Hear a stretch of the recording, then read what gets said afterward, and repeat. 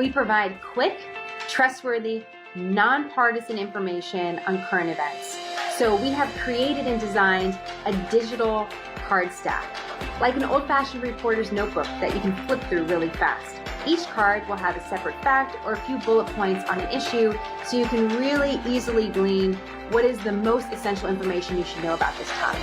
So in this way, we do two things. We give you the quick information, the quick facts that you need, but then we also give you a pathway to more information if you want it. That is Jenna Lee, and she's got a brand new project out there. It's Smarther News.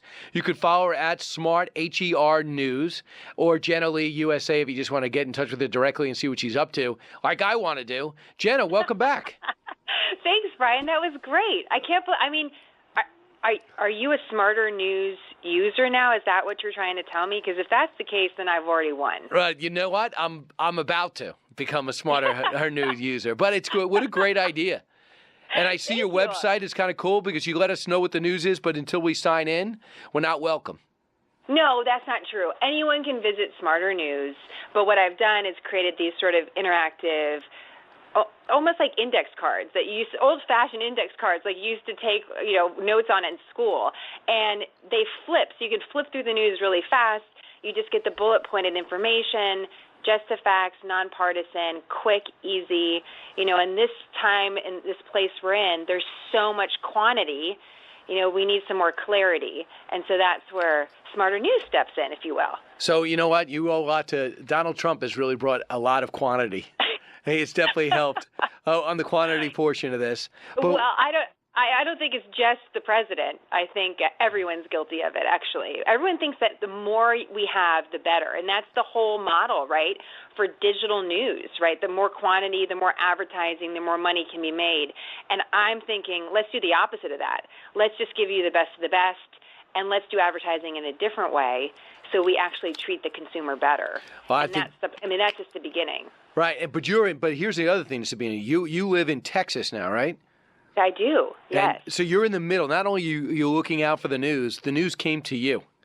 Right. With this bombing. What has it been like? What has it been like there for the last 3 weeks? You know what? At the beginning, this was sort of a slow-moving storm, if you will. At the beginning, when that first package bomb exploded, there was a lot of talk in the city about what happened and why that particular person was targeted, right? It was, a mystery, but thought of as a one-off. And just to review, Austin's the capital city of Texas. There's 1 million people that live here, but it's still very much a small town. And so then when there was the second one and the third one, and then really everything ramped up this weekend when those 2 boys were targeted by what really was an IED, by the way, right? We call it all sorts of things, but that's what it was on the street. And that tripwire that made it explode. In Austin, you're talking about a lot of residential areas, a lot of these kind of tree-lined streets, a lot of outdoor living. And so when they started shutting down neighborhoods, I had some friends affected by that. I mean, it was really serious. They weren't letting anyone leave. They were trying to clear the areas. They didn't know necessarily where to look. And when you got little kids running around, let's say a playground, I have 2 little kids, 3.5-year-old and almost a 2-year-old. And I'll tell you, I didn't feel comfortable going into the parks because you just don't know. It almost reminded me of the sniper. It was really frightening. Yeah, it reminded me of the sniper when you were here at Fox. Jenna Lee's with us. So, Jenna, everyone wants to now focus on, not everybody, but for me, I want to focus on the motive. Who is this kid, the 23-year-old junior college graduate who, according to some, could be intimidating, but not a bomber? At least they're questioning one of his roommates they let go, the other one they're still questioning. Here's what the bomber's Aunt Shaney told KDVR, Cut 6. Why do you think he did this? Oh, I have no idea. I have no idea. He was at my Christmas table. He was a great kid.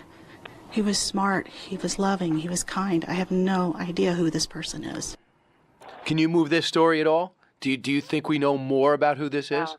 You know what's great about your show? You guys always pick the best sound bites, I have to say, to help tell a story, because that is, I mean, it's so provocative. The truth is no one has the explanation as to why, and the police have been very direct about that. Look at all the information they have, Brian. I mean, they have his home, they have his roommates, they have his family that's cooperating. We know all of that. They have the 25-minute recording of how he built the explosives, right, and what he was going to do, what he was going to do. I think there's two things that are sort of interesting in what the police chief said. The number one thing is that they still don't have any clarity as to why he did what he did, when he did it, and who he targeted.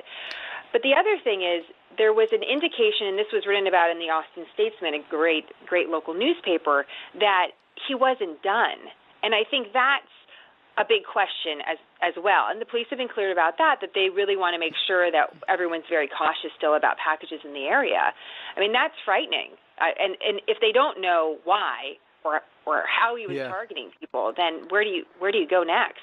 And, of course, I think the biggest fear as a mom, and one of the biggest questions I have as a journalist is, now that we've seen this on a national scale, what's next?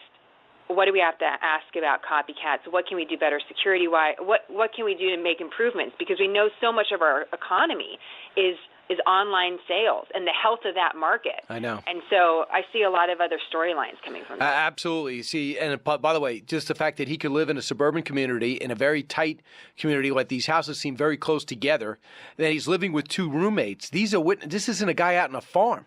So everyone sees him, they interact with him. I'm sure more stories will come forward. And then he records this, 25-minute manifesto. He doesn't like same-sex marriage. He thinks violent criminals should go to jail for life.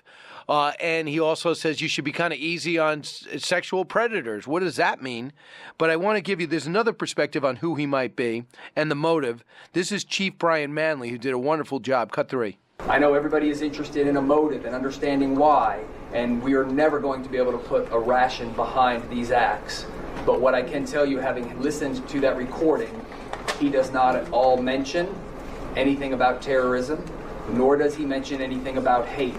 But instead, it is the outcry of a very challenged young man talking about challenges in his personal life that led him to this point.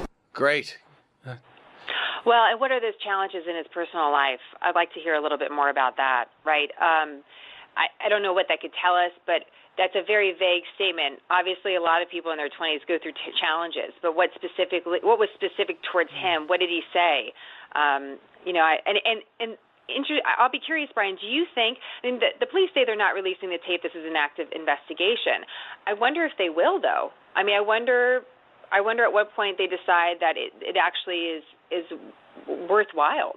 And I wonder if the press is able to get some access to that. Well, a couple of things, Jenna. We have not seen the tape yet that the Broward County Police have seen of those deputies sitting on the outside while Nicholas Cruz was killing people on the inside of that school. So again, here, are we gonna see this tape? Because they could be worried. The argument would be, I'm worried about inspiring other people to do the same thing. It's interesting to take, we've had so many different shootings, different scenarios in really the last year. I mean, we could say last several years, of course, Brian. But someone brought this up online last night, and I thought it was such an interesting point about what shootings we have information about and what shootings we don't, what information is public and what information is not. And one of the stories when I started Smarther News, I asked our viewers and my followers on social media, what's the number one story for 2017 that you think is the most undercovered and you want more information on? And one of those top stories was the shooting that happened in Las Vegas, right? The most deadly shooting in American history. And when you think about what we already know about the Austin bomber and what we do or do not know about the Florida school shooting, and then about the Las Vegas shooting. And you understand there's all these very similar agencies involved. I don't know what to make of that information, but I do think, to your point, kind of looking at them and understanding if we're really making security the top priority, what information we're making public and what is the story we're telling each other about each shooting is really crucial. The stories that we tell each other on the news and other ways really becomes the reality in which we live. And so, I think it is the Austin Police Department has done an incredible job, it seems, thus far, sharing appropriate information with the public. I think it's really a fair question to then go back and think about other scenarios and perhaps ways we don't have the information that perhaps we'd like a little bit more on, especially on some of these unsolved mysteries. And I would love to see a study on Russia, because even Michael Moore, he's anti-Trump to the core, anti-Republican to the core. He's had it with Russia. And I remember yesterday we saw a cut from him, Senator Warren and Senator Sanders. They basically said there's so many other major issues to discuss, and their point of view I mostly don't agree with. But if they're fed up with Russia, I'm thinking in Austin, Texas, they're way over Russia. Am I correct? You mean just as far as hearing about Russia? Yeah, it's the number one story every day, one rumor after the other. Yeah, I would say one of the greatest things about living in a new part of the country and just living a different life. Here I'm living a life as an entrepreneur. I'm still pursuing journalism. I'm a young mom. You really start getting some clarity as to what the priorities are for the people that matter, right? Not other journalists, right? But the people that are actually consuming the information. I'll tell you this, Brian, you're speaking about Russia. As I'm putting together the content, I have a couple people helping me with Smarter News. There was at a point last week where I was looking through different stories to pursue, and I realized I actually could not bullet point the stories because they were all based off of hearsay. There was actually no sources to it. And that's that's the high bar I'm using for Smarter News, is that we need to have good sources, and you should be very clearly led to the source of information if you want more. But yes, I would say, this is a really interesting news cycle, because personal safety, family safety, our livelihoods are the priority for most people. And although, yes, we're very concerned about the health and safety of America overall, some of the nuances of the Russia story have trouble cutting through when you're living a real life. Yeah. And actually dealing with real issues. It's like, hey, you got to tell people about things when it's important, when it really matters, and explain why it matters. You can't just be flooding them with constant, leads that could lead somewhere, but we don't know where yet. Gotcha. And so if I go to Texas, I'll get to see Jenna Lee. But until then, that's just not going to happen. So I'm going to have to only see you, Jenna, through Smarther News.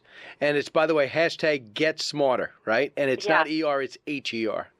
HER. If you've ever wondered how a woman's mind has worked, Brian, which I think you might have asked once or twice in your life. I have. I would visit Smarter News, because the American woman is an inspiration behind this website. But as we say, ladies first and gentlemen welcome, and you qualify, so you're completely welcome. Thank you. And you will confirm I am a gentleman.